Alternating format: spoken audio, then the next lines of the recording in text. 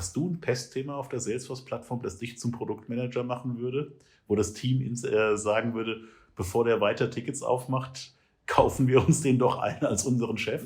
Nein, da glaube ich, also ich bin nicht so getrieben, Produkte zu verbessern. Ja. Ich bin eher so ich möchte sie verstehen. Ja. Also dann ist Flow da und Flow hat neue Funktionen und dann möchte ich einfach besser verstehen, wie das umgeht. Und Flow ist ja auch ganz ohne meine Hilfe zu einem super tollen Produkt geworden. Ja, das muss man ja auch dazu sagen, dass sich da viel zu Guten geändert hat, weil als wir den Cloud Designer oder Flow Cloud Designer zum ersten Mal aufgemacht haben, dann sind wir rückwärts vom Stuhl gefallen, haben dann wieder zugemacht und haben Apex geschrieben. Ja. Und jetzt sagen wir, also wenn ich nicht unbedingt Apex machen muss, würde ich jetzt nicht unbedingt, weil klick, klick, klick, fertig. Vieles ist besser geworden dadurch, dass Flash nicht mehr unterstützt wurde im Chrome. Ja, damit ist der alte Flow-Builder gestorben und damit hat die Zukunft angefangen. Das ist wahr. Siehst du dich in einem Thema besonders engagiert? Also klar, ich bin hauptsächlich schon auf der technischen Entwicklungsseite tätig. Ich bin jetzt nicht der Mensch, der regelmäßig über die geilsten Dashboards berichtet, die man so bauen kann. Wie sieht es bei dir aus? Ich gucke schon seit längerem nie mehr so tief in Themen rein. Ich habe schon so das Gefühl, ich habe schon so das, aber das mit der Rolle geht natürlich auch eine gewisse Breite einher. Ja, und die Tiefe bleibt dann auf der Strecke. Das ist auch ganz gut so, weil wenn man Breite kann man nicht durch Tiefe kompensieren. Ich habe so eine Neigung, wenn ich irgendwie so ein Thema anfange und mich da reinbohre, wo ich dann schon im Zweifelsfall auch relativ unangenehm anfangen kann, in der Öffentlichkeit zu stänkern, was nicht läuft. Die Hälfte davon ist entpuppt sich dann später als Dummheit. Und das gehört zu meinem Verständnis von Leadership auch dazu, dass andere mir beweisen, dass ich der Idiot bin und nicht Salesforce. Und solche Tweets lösche ich dann natürlich auch nicht, weil das gehört dazu. Also wer stänkert, darf den Dritt auch zurückkriegen. Ja. Ich glaube aber nicht, dass ich in irgendeinem Produkt die Qualität habe. Dafür ist mein Ton vielleicht auch zu unangenehm, wenn ich mich über das Produkt ärgere, dass die dann sagen, ja super, das ist ein Experte in unserem Thema. Aber ich hatte diesen einen Moment, und das ist vielleicht auch der schönste in meiner Vor-MVP-Zeit gewesen, wo ich das erste Mal auf einer Konferenz war und über den Plattform-Cache gesprochen habe. Und da kam Wade Wagner, der gerade da anfing, der Guru von Salesforce DX. Das hieß damals noch Decomposed Metadata Format. Lange her. Da fing er also an, das neue SFDX-Metadatenformat zu entwickeln, bevor es ein Produkt wurde. Und er hatte irgendwie in seinem Team den Plattform-Cache dabei als Verantwortlichkeit. Und ich habe vor dem gesprochen und der stand dann plötzlich vor mir und sagte, es tut mir leid, das mache ich sonst auch nicht, aber ich würde einfach gerne mal ein Foto von dir machen oder ein Selfie mit dir machen, um es meinem Team zeigen, weil es uns so gefreut hat, dass jemand über unser Produkt spricht. Ja. Und das war das Nächste, was ich, glaube ich, an diesem Status dran war. Und da habe ich dann auch gedacht, huiuiui, das ist der Wade Wagner. Und da dreht sich gerade so die Fanboy-Sache um. Und dann nach mir hatte er gesprochen über das Decomposed Metadata Format. Und ich hatte so diesen Ehrfurcht-Moment, wo du gedacht hast, diese Scheiße, diesen ganzen Kram, mit dem du dich jeden Tag beschäftigt hast. Und dieser Mensch hat eine Lösung dafür. Das war schön. Das war es war erst so ein Moment fürs Herz und dann einer, wo du gedacht hast, endlich hört uns jemand. Also die ganze DX-Movement ist natürlich auch bei mir runtergegangen. Ja, natürlich. Flüssigbrot. Ja, natürlich. Das war der zweite große Moment, als Wade Wagner das dann vorgestellt hat auf der Dreamforce, hatte ich, glaube ich, getwittert, ist es das, wo es aussieht? Und Chris Peterson, der damals noch nicht gerade Produktmanager geworden war, schrieb zurück, yes. Ja. und das war sehr großartig und auch so ein Moment, wo du das Gefühl hast, du bist angekommen, du hast es verstanden und andere bestätigen dich da drin, die dir von innen kommen. Und dieses Level an Kommunikation ist das, was mich auch nach wie vor immer wieder antreibt. Also wenn du nach San Francisco gehst und mit Chris oder mit Daniel Bellinger so auf Augenhöhe über Themen reden kannst und dir auch Sachen halt eben sagen, wo du weißt, okay, das ist off the record, das ist on the record, aber du eine ehrliche Antwort bekommst, das ist schon ein ganz großer Moment. Und das machen die eben auch nicht nur für MVPs, sondern für alle, die irgendwo da reingehören.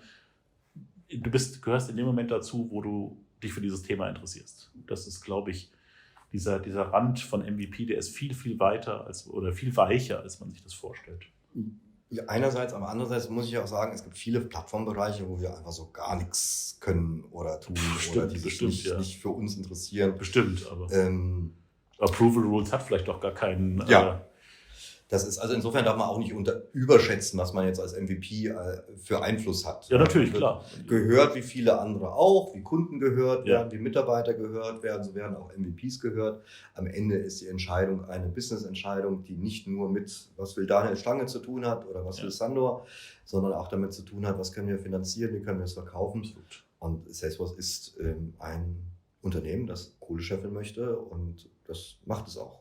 Ich möchte mich an der Stelle auch nochmal ganz, ganz besonders bedanken bei meinem letzten und natürlich jetzt auch bei meinem aktuellen Arbeitgeber, weil sowohl Apero als auch jetzt die Interaktiven das MVP-Dasein komplett unterstützen.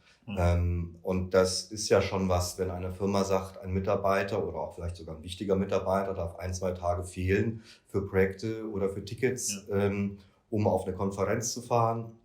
Und das ist schön. Wobei ich auch gleichzeitig hier sagen möchte, manchmal ist es auch ein wenig unangenehm, dieser MVP-Halo, weil ich für mich glaube, ich bin ja jetzt auch nur ein Mensch. Ja? Ich habe jetzt das Glück, sehr leidenschaftlich für Salesforce zu sein und vielleicht nicht so leidenschaftlich für Fußball, aber ich mache da keinen Unterschied. Ja? Bei mir ist es halt zufällig die Leidenschaft für Salesforce, bei anderen ist es zufällig die Leidenschaft für Fußball, nur kriegt man dafür keinen MVP-Titel. So, und ich glaube, dass das sehr, sehr toll ist, wenn du so einen Arbeitgeber hast wie die Interaktiven, die das erlauben, ernst nehmen und sogar noch fördern. Also indem sie sagen, hier Reisekosten übernehmen wir zum Beispiel. Da sage ich vielen lieben Dank. In meinem letzten Job war das zum Beispiel noch nicht so, kann ich auch sagen. Da habe ich die Zeit bekommen, aber alle Kosten, was jetzt Reisen und Co. anbelangt, habe ich privat gezahlt. Ja. Was vielleicht auch noch so ein Punkt ist, wo ich sage, das war es mir wert. Also dass ich auf so eine Community-Konferenz gehe, das war es mir wert. Und ich habe nie gesagt, wenn der Arbeitgeber dann aber nicht zahlt, pipapo, weil ich sage, Weiterbildung darf nicht alleine Sache des Arbeitgebers sein, darf Bildung nicht etwas sein, das ich outsource, zum Beispiel an meinen Arbeitgeber und sage, du bist jetzt verantwortlich für meine Bildung. Nein, ich bin verantwortlich für meine Bildung und muss halt gucken, dass es durchgeht. Ja. Das ist in der Tat ein wichtiger Punkt. Der richtet sich ja indirekt an mich. Als dein Chef, als mein Chef. Als derjenige, der die Reise genehmigt gewissermaßen. Vielen Dank. Aber es ist ja eine Sache, die ich hier nicht anders kennengelernt habe. Und da gilt halt einfach das Vertrauen, vor allen Dingen, was unser Geschäftsführer und Gründer Hendrik Adam eben mir und implizit dadurch auch jetzt dir entgegenbringt, einfach zu sagen, wenn ihr glaubt, dass das in einem vernünftigen Kontext gerade steht, dann macht das doch bitte einfach. Ich glaube, ich habe immer eine gute Balance gefunden. Ich glaube, du hast die auch. Sicher, und wir kommen, glaube ich, das Besondere ist sicherlich, dass wir zuerst an den Punkt kommen, wo wir sagen, das schaffen wir selbst alles gerade gar nicht mehr und es geht uns gerade auf den Senkel, so viel zu machen, als dass irgendjemand kommt und sagt und das verbietet oder sagt, jetzt tretet mal bitte kürzer, Jungs, das ist gerade ein bisschen krass. Der Tritt kommt eher von der Familie oder von einem selbst und das ist schon ein sehr großzügiges Geschenk tatsächlich. Ich auch. Vielleicht abschließend, wer in Deutschland ist denn gerade MVP und was sind deren Fachbereiche? Es sind wir beide und für mich als Architekt in der Breite der Plattform. Du hast den Hintergrund insbesondere im ISV und Packaging, also im Grunde genommen auch in der Methodik, wie man abstrakter Salesforce baut. Wir haben den Robert Sösemann bei Aquiva Labs. Auch der ist im Packaging und Code und sicherlich für guten, qualitativ hochwertigen Apex-Code einer der ganz wesentlichen Menschen auf der ganzen Welt. Und wesentlicher Contributor auch für PMD, was ein Tool ist, das Apex-Code Qualität prüfen kann. Genau. Wir haben Narendra Singh von der Sales 5. Ja.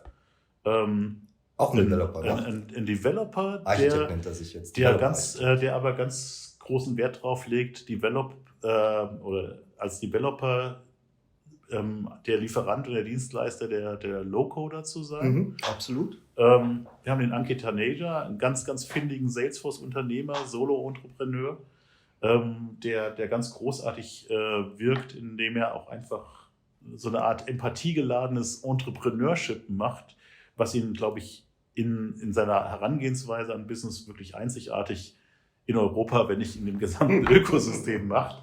Es ist nicht immer leicht, mit jemandem, der so viele Ideen hat und mit so viel Herz arbeitet, umzugehen. Aber es ist sicherlich einer der ganz wertvollen Menschen in dem Ökosystem. Und dann haben wir noch den Johann Fuhrmann. Ja, stimmt, auch den Architekt. Ne? Admin, die traumhafte Story vom Admin bei einem kleineren Startup zum Certified Technical Architect. In kürzester Zeit, also ich glaube mit 4,5 Jahren Erfahrung oder so. Und auch auf so einer Journey, wo er irgendwann mir mal gesagt hat, weißt du, wenn ich durchgefallen wäre, das hätte doch niemanden gejuckt. Wenn du durchfällst, dann hast du ein Problem, das zu erklären. Und für mich war das eigentlich ganz leicht. Und das Problem ist eigentlich deines. Und da hat er dummerweise sogar recht. Also es ist eine ganz, ganz unterschiedliche Gruppe. Die sind auch recht neu dazugekommen, oder? Also Johann und Ankit sind sehr neu. Das ist so die neue deutsche Generation MVPs. Genau. Was uns sicherlich fehlt, was mir so ein bisschen auch mit einem das mich leicht traurig stimmt, ist, dass wir so keine echten Frontrunner-Frauen in Deutschland hervorgebracht haben bislang. Ich wüsste auch leider nicht so richtig wen, weil ich niemanden so richtig sehe in der Rolle gerade. Aber da bin ich vielleicht auch einfach zu kurzsichtig. Vielleicht tun wir da auch zu wenig. Du musst schon dazu sagen, wenn du MVP werden möchtest, musst du einen gewissen Willen zur Öffentlichkeit haben. Das ist wohl wahr, ja. Das meinte ich mit, du musst dich auf die Gesichter, auf die Ebene der anderen MVPs heben. Und wenn du halt ganz im stillen Kämmerlein ganz hervorragende Arbeit machst du ganz hervorragende Arbeit. Du wirst aber vermutlich nie MVP werden. Das ist richtig, ja. Man muss schon irgendwie darüber reden. Ich freue mich aber sehr, weil es einfach vor mir einen deutschen MVP gegeben hat, der dann zu Salesforce gewechselt war. Hannes Ellerbrück. Genau, Hannes Ellerbrück. Und das war irgendwann 2007 oder 2008 oder so. Und dann hatten wir einfach über viele, viele Jahre niemanden in Deutschland. Und es freut mich einfach richtig, dass wir jetzt einfach eine Gruppe von Leuten sind, die zum Beispiel im Falle von Robert auch schon sehr, sehr, sehr, sehr lange im Ökosystem unterwegs sind. Ja. Und es ist immerhin auch, also wenn wir von Diversity sprechen, ist Diversity zum einen ja tatsächlich auf Vielfalt oder Geschlechter oder Herkunft oder so gerichtet. Robert ist schon auch einer, der eine sehr starke Meinung hat und dass man mit einer sehr starken, sehr ausdrücklichen Meinung und einem ganz hohen Qualitätsbewusstsein auf einer Plattform, die Botschaft sendet, alles ist einfach, alles geht schnell, alles lässt sich so lösen, dass man damit MVP werden und bleiben kann und dass man auch drüber streiten kann, was der richtige Weg ist. Das ist eigentlich schon auch eine Auszeichnung, die das Programm dann am Ende mitträgt, weil Robert eben in seinen Meinungen schon auch ein kantiger Typ ist. Und das ist auch gut so, weil es hilft uns allen irgendwie drüber nachzudenken, was wir machen. Und dass der Anspruch so gewürdigt wird, das finde ich auch gut, dass wir eben auch eine Vielfalt in Meinungen und Herangehensweisen dort haben und nicht auf dem Marketing-Mainstream schwimmen. Vielleicht sieht uns aber auch keiner bei den Gesprächen, die wir in Deutschland führen. Ja, ich glaube schon, es ist halt ein überschaubares Märkchen an dieser Stelle. Wohl, das ist es wohl.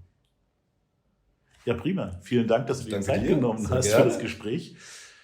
Wir wissen gar nicht so recht, wer der Interviewer war, aber ich glaube, ich bin in meinen alten Job wieder zurückgefallen. Ja, du bist auf jeden Fall Chef. Den Markus Lanz. Ja, darfst du auch beenden. Vielen Dank, Daniel.